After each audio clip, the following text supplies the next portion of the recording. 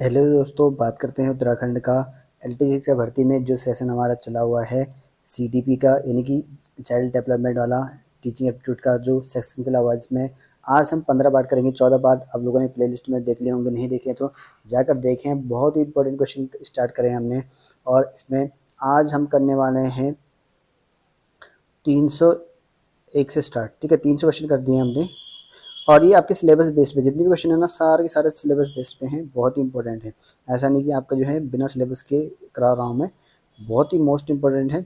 चलिए शुरू करते हैं। आज 301 से स्टार्ट करते हैं हम। तो पहला क्वेश्चन देखिए, यहाँ पर सिलेबस बेस्ड पे है। चैप्टर फर्स्ट के आपको यूनिट के देखने को मिलेंगे ज़्यादातर क्वेश्चन इसमें। पहला क्वेश्चन है कि निम्नलिखित में से कौन सा कथन जो है शिक्षण सफलता के लिए अधिक अनिवार्य है। सबसे अधिक अनिवार्य कौन सा है शिक्षण अगर सफल करना है आपको। शिक्षण के साथ साथ कोई अंशकालिक कार्य किया जाए ताकि आमदनी उत्तम हो सके। आमदनी से रिगार्डिंग कोई मतलब नहीं है इसमें, तो ये तो आपका होना है नहीं। शिक्षक को विद्यालय में अनेक शैक्षिक सम्मान प्राप्त हों, तो जरूरी नहीं कि शैक्षिक सम्मान ही प्राप्त हो, ये भी नहीं हो सकता आपका। शिक्षक की सामाजिक आर्थिक स्थिति उत्तम हो, तो जरूरी नहीं कि आर्थिक और सामाजिक स्थिति सही हो। ठीक है, आर्थिक से कोई लेना देना, सामाजिक स्थिति ठीक हो सकती है लेकिन आर्थिक से कोई लेना देना नहीं होता, इसलिए ये भी गलत हो जाएगा। बचा है आपका एक ऑप्शन, शिक्षक का विषय ज्ञान उत्तम हो। बिल्कुल, मैंने आपको पहले ही बता रखा है कि शिक्षक का सबसे बेस्ट इंपॉर्टेंट रोल होता है कि आपको अपने विषय में सबसे बेस्ट बनना।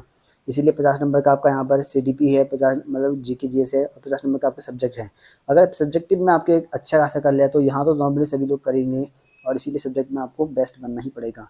इस बार रेशियो 50-50 का है, तो इस वजह से आपको थोड़ा सा ध्यान देना पड़ेगा दोनों सेक्शन में, क्योंकि ये है भाई, इसमें रीजनिंग कई लोगों की दिक्कत हो सकती है या सीडी भी दिक्कत हो सकती है। ज़्यादातर सीडी पे रीजनिंग आएगी, जीएस तो कम या नहीं है।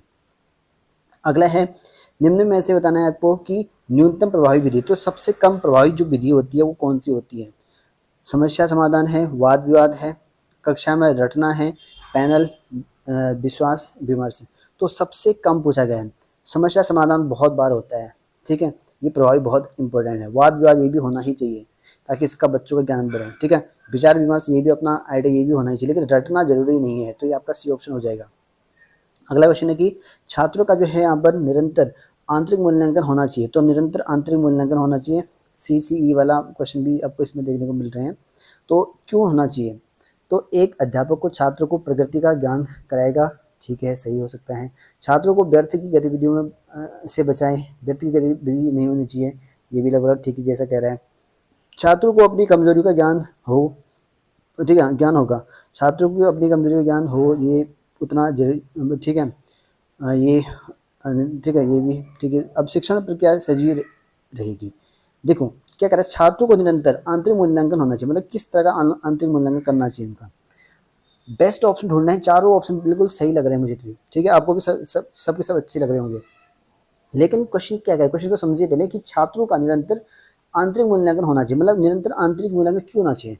छात्रों को जो है अपनी कमजोरी का ज्ञान होना चाहिए, कि आंतरिक मूल्यांकन का मतलब है कि अपने ज्ञान, मतलब ज्ञान कितना आप उन्होंने सीखा है, क्या टीचर ने सिखा रखा है, उनको अपनी आंतरिक जो कमजोरी है, कहाँ पर हम गड़बड़ कर रहे हैं। मान लो एक क्वेश्चन बता दिया मैथ्स का, तो उसको जब तक 2-3 बार सॉल्व नहीं करेगा, गलतियां नहीं करेगा बच्चा, तब तक उसको ज्ञान की प्राप्ति नहीं होगी, उसकी हम कहाँ त्रुटि कर रहे हैं। तो इसी वजह से आपको यहाँ पर कौन सा होना चाहिए कि बच्चों को जो है अपनी कमजोरी का ज्ञान होना चाहिए, तब जाके उसका आंतरिक मूल्यांकन किया जाता है। ठीक है, तो ये बेस्ट ऑप्शन है। अगला क्वेश्चन है कि कक्षा में अधिक जोर इस बात पर दिया जाना चाहिए। ज़्यादातर जोर किस पर दिया जाना चाहिए। संपूर्ण कक्षा की सामूहिक आवश्यकताओं की पूर्ति हो सके। संपूर्ण कक्षा से कोई मतलब नहीं कि संपूर्ण की आपूर्ति ही शिक्षक कर पाए। कक्षा में प्रत्येक छात्र की आवश्यकता की संतुष्टि हो सके, ये भी सभी छात्रों की संतुष्टि की बात कर रहे हैं यहाँ पे। ठीक है, ये भी जरूरी भी नहीं है। और विषय वस्तु के शिक्षण पर, मतलब विषय वस्तु के शिक्षण पर हो, केवल अनुशासन बनाए रहे। तो केवल जहाँ पर आएगा वो तो होना है नहीं, ठीक है। और प्रत्येक छात्र की आवश्यकताओं पर ये नहीं हो सकता। अच्छा हाँ, ये ऊपर वाला क्वेश्चन था कि संपूर्ण कक्षा को सामूहिक आवश्यकताओं की पूर्ति हो सके, मतलब कि ये संपूर्ण कक्षा की बात कर रहा है, मतलब कि एक जैसी फैसिलिटी की बात कर रहे हैं यहाँ पे। ए ऑप्शन ही बिल्कुल सही होगा यहाँ पे, पर थोड़ा सा मिस्टेक हो गया था क्योंकि ये दोनों ऑप्शन एक जैसे लग रहे थे मुझे। ठीक है, यहाँ पे देखो अनुशासन बनाए रखे जरूरी नहीं है। विषय वस्तु शिक्षण पर हो, क्योंकि विषय वस्तु पर ही शिक्षण हो जरूरी नहीं, क्योंकि अन्य शिक्षण भी हो सकता है। अब प्रत्येक बोधा, प्रत्येक छात्र की आवश्यकता संतुष्ट हो, प्रत्येक छात्र को खुश करना शिक्षक का काम नहीं है, ठीक है, लेकिन संपूर्ण कक्षाओं को एक जैसी शिक्षा समाहित करना, उनकी आवश्यकताएं पूरी करना, ये एक संपूर्ण कक्षा मतलब कक्षा में होना चाहिए। तो ए ऑप्शन बिल्कुल सही आंसर हो जाएगा इसका। अगला है कि शिक्षा का वास्तविक लक्ष्य होना चाहिए, क्या होना चाहिए? कौशल, आदत और ज्ञान की प्राप्ति करना। ठीक लग रहा है, तो बिल्कुल सही जैसा लग रहा है, ठीक है। अब देखते हैं वाली बात है कौन सा सबसे बेस्ट होता है। उपाधि और प्रमाण पत्र का संग्रह करना, तो देखो उपाधि और प्रमाण पत्र करना ये जरूरी भी नहीं होता उतना, ठीक है, हो सकता है लेकिन उतना भी जरूरी नहीं हो पाता है। जीवन जीने का प्रशिक्षण प्राप्त करना, ठीक है, जीवन जीने का ये भी हो सकता है। और विषय वस्तु पर अधिकार प्राप्त करना, देखो विषय वस्तु पर अधिकार प्राप्त करना ये तो नहीं होगा, और उपाधि और ये भी नहीं होगा। बचे हैं दो ऑप्शन, ठीक है, ए और सी। ए और सी में कौन सा लग रहा है आपको? कौशल, आदतों और ज्ञान की प्राप्ति करना, ठीक है, शिक्षा का वास्तविक लक्ष्य होना चाहिए, ठीक है, और जीवन जीने का प्रशिक्षण प्राप्त हो। जीवन जीने के प्रशिक्षण से क्या मतलब है? ठीक है, सबसे ज़्यादा कौशल है, ठीक है, आदत है, उनकी ज्ञान की प्राप्ति होना चाहिए, ये आपका सही आंसर हो जाएगा, ए ऑप्शन। चलिए अब बात करते हैं 6 क्वेश्चन पे। 3 से 6 क्वेश्चन है। पढ़ाते समय छात्रों को उदाहरण देने के क्या लाभ नहीं, मतलब लाभ नहीं है, तो पढ़ाते समय छात्रों के उदाहरण देने से क्या लाभ नहीं होगा ये बताना है। यह पाठ को रोचक बनाते हैं, नहीं पूछ सकते क्वेश्चन में, ढंग से देखना, रोचक बनाते हैं, पाठ का मुख्य बिंदु समझने हेतु आवश्यक है, पाठ की सज्जा हेतु आवश्यक है, बच्चों के ध्यान को केंद्रित करने हेतु आवश्यक है। तो बताना है इसमें कौन सा नहीं है, क्वेश्चन का ध्यान रखना, नहीं है पूछा गया है। अब भाई नहीं है पूछा गया है, तो पढ़ते समय छात्रों को उदाहरण देने का लाभ नहीं है, तो इनमें से कौन सा है? रोचक बनाते हैं, ये तो बनाते हैं बिल्कुल, उदाहरण देकर थोड़ा और इंटरेस्टिंग है, ये तो होगा। पाठ का मुख्य बिंदु समझाने हेतु आवश्यक है, बिल्कुल ये भी सही है। बच्चों को ध्यान केंद्रित करने हेतु आवश्यक है, ये भी सही है। लेकिन पाठ की सज्जा हेतु आवश्यक है, ये कहाँ से हो जाएगा? ये तो होगा ही नहीं, ये तो निगेटिव ही है ना, निगेटिव तो पूछ रखा है, इसीलिए आपका जो है सी ऑप्शन हो जाएगा। कौन सा ऑप्शन होगा? C option. अगला क्वेश्चन है कि यहाँ पर जो है कक्षा को जो है परिभाषित किया जाता है, कैसे किया जाता है? ज्ञान अर्जन के रूप में, पुस्तकों से ज्ञान प्राप्ति के रूप में, अनुभव के द्वारा होने वाले ज्ञान वृद्धि के रूप में, विद्यालय शिक्षा के पर्यायवाची शब्द के रूप में। देखो क्या हो सकता है इसमें चार, ठीक है, बहुत इंपॉर्टेंट है। शिक्षा को परिभाषित किया जाता है ज्ञान के अर्जन के रूप में, हो सकता है, ज़्यादा नहीं है लेकिन हो भी सकता है। पुस्तकों को ज्ञान प्राप्ति के रूप में, पुस्तकों से भी ज्ञान प्राप्ति ही नहीं होनी चाहिए, ये उतना खास नहीं है। अनुभव के द्वारा होने वाली ज्ञान की वृद्धि में, अनुभव के द्वारा होने वाली ज्ञान वृद्धि है, बिल्कुल सही है, ठीक है। अब पर्यायवाची शब्द के रूप में ये जरूरी नहीं है, तो सी ऑप्शन होगा इसका भी। इंपॉर्टेंट क्वेश्चन गीजू भाई के बारे में। गीजू भाई को किस उपनाम से जाना जाता है? इनको जाना जाता है भाई नहीं है, चाचा नहीं है, बाबा नहीं है, बाबा गांधी है, ठीक है, तो कौन सा हो जाएगा इसका आंसर? बी ऑप्शन, बाबा गांधी, बाल गांधी, बाल गांधी के नाम से जाना जाता है। और इनका बाल मंदिर, इन्होंने जो है एक बाल मंदिर विद्यालय की स्थापना की, ठीक है, बाल मंदिर विद्यालय, देख लेना, मंदिर की स्थापना भी की थी।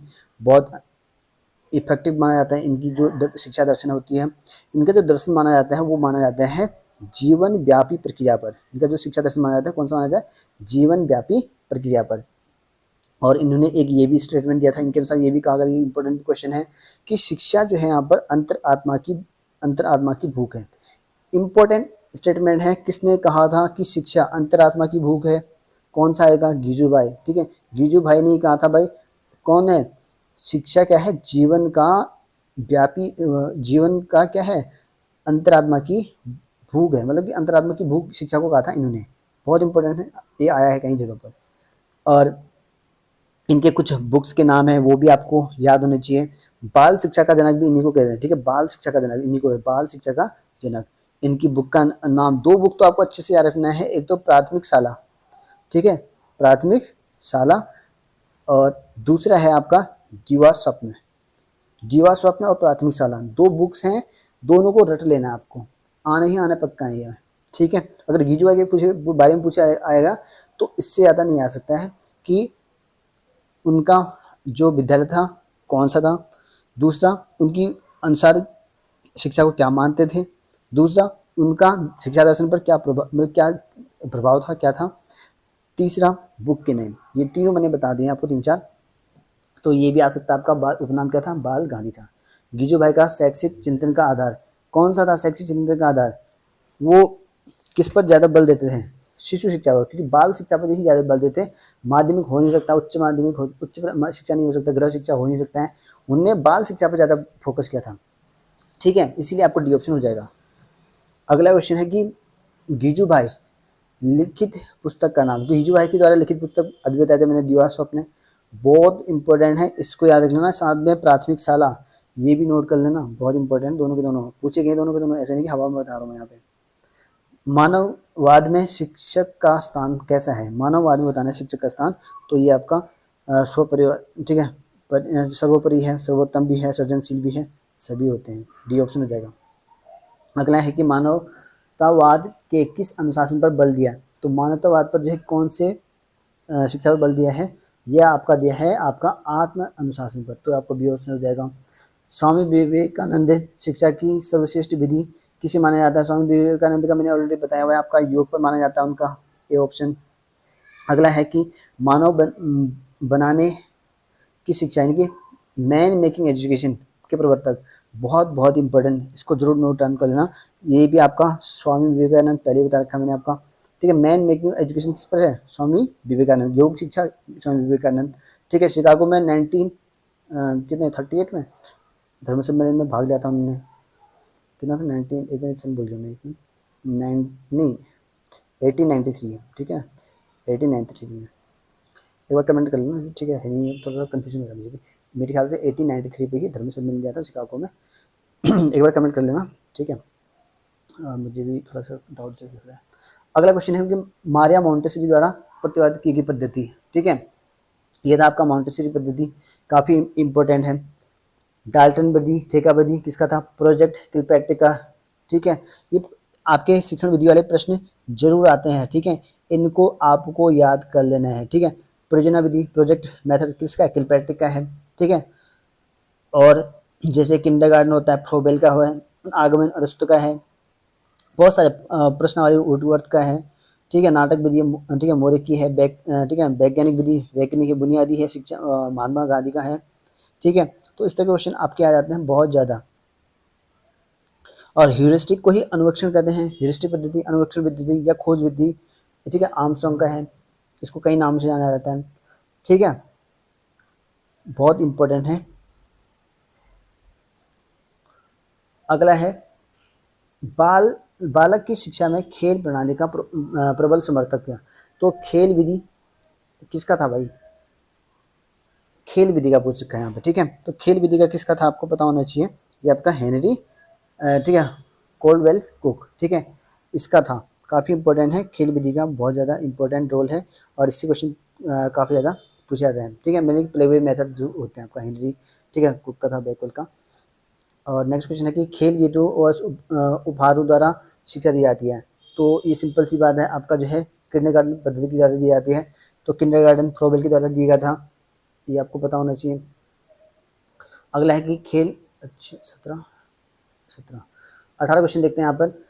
शिक्षा के क्षेत्र में अपव्यय की समस्या के मुख्य कारण क्या है? तो अपव्यय की यहाँ पर समस्या बोल रखा है, समस्या पूछ रखी है कि मेन कारण क्या हो सकता है यहाँ पे? निर्धनता हो सकता है, ठीक है, जीवों को बार्जत की अति आवश्यक, ये भी है, अच्छे और योग अध्यापक का अभाव, ये भी हो सकता है, सभी, डी ऑप्शन हो जाएगा इसका। अगला है शिक्षा के क्षेत्र में अवरोध की समस्या का प्रमुख कारण, अवरोध का बताना है, अवरोध क्यों, मतलब क्यों रुकावट हो जाती है?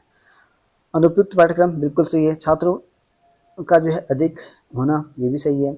और दोषपूर्ण शिक्षण विधि, यानी कि गलत तरीके से विधि पढ़ाने का तरीका या परीक्षा प्रणाली, ये भी सही है, तो सभी ऑप्शन हो जाएगा, डी ऑप्शन। अगला है कि खेल प्रणाली, ठीक है, प्लेवे मेथड है आपका, फिर से वही पूछा गया प्लेवे मेथड के बारे में, तो कौन सा हो जाएगा? प्रोवेल, ठीक है, प्रोवेल जो है प्लेवे मेथड का है। खेल विधि से वो कहते हैं प्रोवेल, ठीक है। एक बार सारे मैं विधियाँ बता देता हूँ आपको, ठीक है, काफ़ी अच्छी अच्छी विधियाँ हैं, जैसे आपकी किंडरगार्टन विधि आती है, प्रोवेल का हो गया। खेल विधि आती है, वो भी प्रोवेल का हो गया आपका, ठीक है। बुद्धिशीलता का आता है यहाँ पर, ठीक है, अर्बन का आता है। देखो खेल विधि है, और उसके साथ साथ आपको दो ऑप्शन मिल जाते हैं, ठीक है। एक हेनरी क्रुक का मिल जाता है, जो ऊपर मैंने आपको बताया था, मैंने कहाँ गया, एक मिनट, यहाँ पर कहाँ था क्वेश्चन, एक मिनट में दिखा देता हूँ आपको। खेल विधि का, ठीक है ना, प्लेवे मेथड के दो नाम आते हैं, एक तो फ्रोबेल आता है, दूसरा हेनरी, ठीक है, हेनरी कुक करके आते हैं। कहाँ गया क्वेश्चन, ये है, ठीक है, ये आता है। देखो यहाँ पर इसलिए मैंने फ्रोबेल नहीं कहा क्योंकि यहाँ पर फ्रोबेल था नहीं।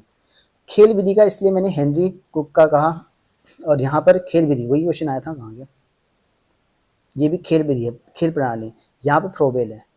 दोनों आंसर सही है, ठीक है। अगर दोनों ऑप्शन आए तो दोनों पे टिक कर देना, अगर दो ऑप्शन होंगे तो। नहीं तो अगर ज़्यादातर माना जाता है क्योंकि दोनों ही इनके यहाँ पर जो है संस्थापक जो भी प्रतिपादक हो माने जाते हैं खेल विधि के, इसलिए प्लेवे आएगा तो फ्रोबेले, दो से दो नाम आने की चांस नहीं होती, दोनों में से एक ही नाम आएगा जब भी आएगा, ठीक है, ये होता है।